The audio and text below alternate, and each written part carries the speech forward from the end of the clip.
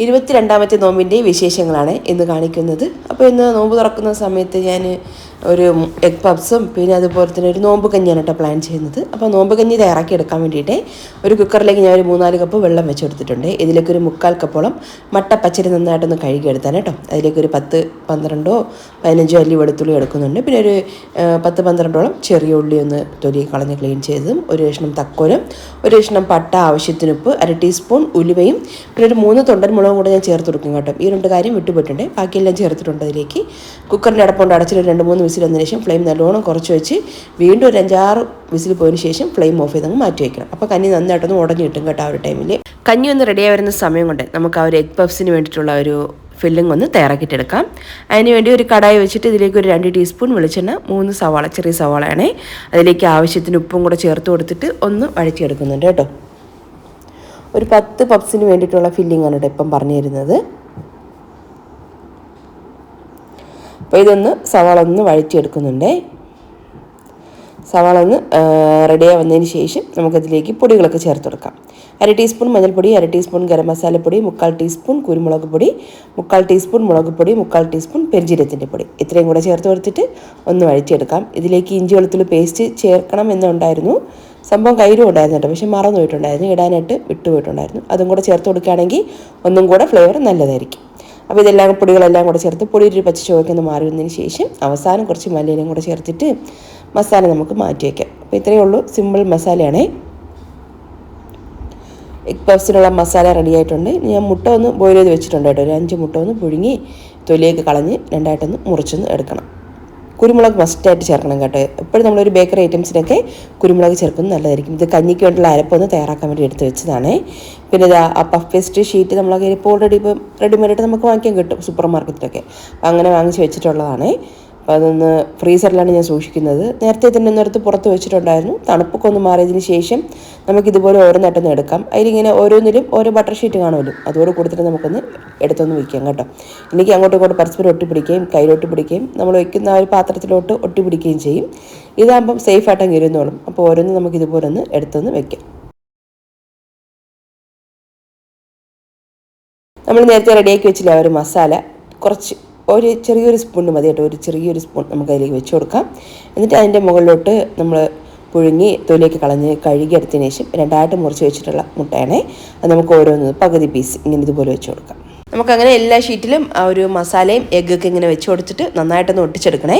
അപ്പോൾ 2 സൈഡും ആദ്യം ഇങ്ങനെ ഒന്ന് ഒട്ടിക്കാം. എന്നിട്ട് ഇപ്പുറത്തുള്ള 2 സൈഡും കൂടെ ഒരുമിച്ചൊന്ന് ഒട്ടിച്ച് വയ്ക്കാം കേട്ടോ. അപ്പോൾ നന്നായിട്ടൊന്ന് ഒട്ടിച്ചെടുക്കണം, അല്ലെങ്കിൽ ഇങ്ങനെ ബേക്കായി വരുന്ന സമയത്ത് ഇങ്ങനെ പൊട്ടിപ്പോകാനുള്ള ചാൻസ് ഉണ്ട്. പിന്നെ അതുപോലെ തന്നെ ഒരു 200 ഡിഗ്രിയിൽ 10 മിനിറ്റ് പ്രീ ഹീറ്റ് ചെയ്ത് വെച്ചിട്ടുണ്ട് കേട്ടോ ഓവൻ. അതിലേക്ക് തന്നെ വെച്ചിട്ട് ഒരു 200 ഡിഗ്രിയിൽ തന്നെ 25 മിനിറ്റ് ബേക്ക് ചെയ്തെടുത്ത് കഴിഞ്ഞാൽ നല്ല മുരുമുരാന്നുള്ള പപ്സ് റെഡിയായി കിട്ടും. പിന്നെ ഇതിൻ്റെ മുകളിൽ നമുക്ക് എഗ് വാഷോ അല്ലെങ്കിൽ മിൽക്ക് കൊണ്ടുള്ളൊരു വാഷോ കൊടുക്കാം കേട്ടോ. അപ്പം പുറം ഭാഗം നന്നായിട്ട് കളറായി കിട്ടും. കഞ്ഞി ഒന്ന് റെഡിയായി വന്നിട്ടുണ്ട് കേട്ടോ. അപ്പോൾ ഞാൻ പ്രഷറൊക്കെ ഒന്ന് കളഞ്ഞിട്ട് കുക്കറിൻ്റെ അടപ്പൊന്ന് മാറ്റിയിട്ടുണ്ട്. പിന്നെ ഇതിനിടയ്ക്ക് ഞാൻ ഉലുവയും ആ ഒരു തൊണ്ടൻ മുളകൊക്കെ ചേർത്ത് കൊടുത്തിട്ടുണ്ട്. പിന്നെ നന്നായിട്ട് തന്നെ ഒന്ന് ഉടച്ചെടുക്കണം കഞ്ഞി. അതിന് ശേഷമാണ് നമ്മളിതിലേക്ക് അരച്ച് വെച്ചിട്ടുള്ള അരപ്പ് ചേർത്ത് കൊടുക്കാൻ വേണ്ടിയിട്ട് 3/4 കപ്പോളം തേങ്ങ ചിരകിയതിലോട്ട് 5-6 ചെറിയുള്ളിയും ഒരു 1.5 ടീസ്പൂണോളം മുഴുവൻ പെരുംജീരകവും ഒരു 1/2 ടീസ്പൂൺ മഞ്ഞൾപ്പൊടിയും കൂടെ ചേർത്ത് വെള്ളവും കൂടി ചേർത്തിട്ട് നല്ല പേസ്റ്റ് പോലെ ഒന്ന് അരച്ചെടുത്താണ് കേട്ടോ. നന്നായിട്ട് തന്നെ അരച്ചെടുക്കണേ. ഒരു തേങ്ങയുടെ കൂട്ട് ഇതെല്ലാം കൂടെ അരച്ചെടുത്ത ഒരു കൂട്ടും കൂടെ ചേർത്ത് നന്നായിട്ടൊന്ന് ഇളക്കി യോജിപ്പിക്കാം. നമുക്ക് കെറ്റിൽ വെള്ളം ഒന്ന് തിളപ്പിക്കാനായിട്ട് ഞാൻ വെച്ചിട്ടുണ്ട് കേട്ടോ. തിളച്ച വെള്ളം തന്നെ നമുക്ക് ഇതിലേക്ക് ഇനി ചേർത്ത് കൊടുത്താൽ മതിയാകും. അപ്പോൾ അതാ തിളച്ച വെള്ളം ഒരു മിക്സിയുടെ ജാറ് കഴുകിയിട്ട് തന്നെ അതിലേക്ക് നമുക്ക് ഒഴിച്ചു കൊടുക്കാം. അപ്പോൾ കഞ്ഞി ഇപ്പം നല്ല കട്ടയാണ്. നമ്മൾ അത്യാവശ്യം ഒരു 3/4 കപ്പോളം അരി ചേർത്ത് കൊടുത്തിട്ടുണ്ട്. ഞാനിപ്പോൾ ഇങ്ങനെ ഇളക്കുന്ന ഒരു തവി ഉണ്ടല്ലോ, ആ ഒരു സ്പൂണ്, അതിൻ്റെ ആ ഒരു കുഴിക്കരണ്ടിക്ക് 2 സ്പൂൺ നിറച്ചും അരി എടുത്തിട്ടുണ്ട് കേട്ടോ. ആ ഒരു അളവിനാണ് ഞാൻ തയ്യാറാക്കിയിട്ടുള്ളത്. അപ്പോൾ നമുക്ക് ഇന്നും നാളത്തേക്കും ഇത്രയും കഞ്ഞി ധാരാളമായിരിക്കും. അപ്പോൾ ഞാൻ 2 ദിവസത്തേക്ക് ചേർത്താനായിട്ട് വെച്ചിട്ടുള്ളത്. അപ്പോൾ എന്നും കഞ്ഞി വെക്കേണ്ടല്ലോ. അപ്പോൾ ആ ഒരു അരപ്പ് നമുക്ക് ഒഴിച്ചതിന് ശേഷം ആവശ്യത്തിനനുസരിച്ചിട്ട് വെള്ളം ചേർത്ത് കൊടുക്കാം. നല്ല തിക്കായിരിക്കും. അപ്പോൾ കുറച്ചും കൂടെ വെള്ളം ഒഴിച്ചു കൊടുക്കാം. ചെറിയുള്ളി വെളുത്തുള്ളിയൊക്കെ കുറച്ചും കൂടെ കൂടുതൽ വേണമെങ്കിൽ അങ്ങനെയും ചേർക്കാം കേട്ടോ.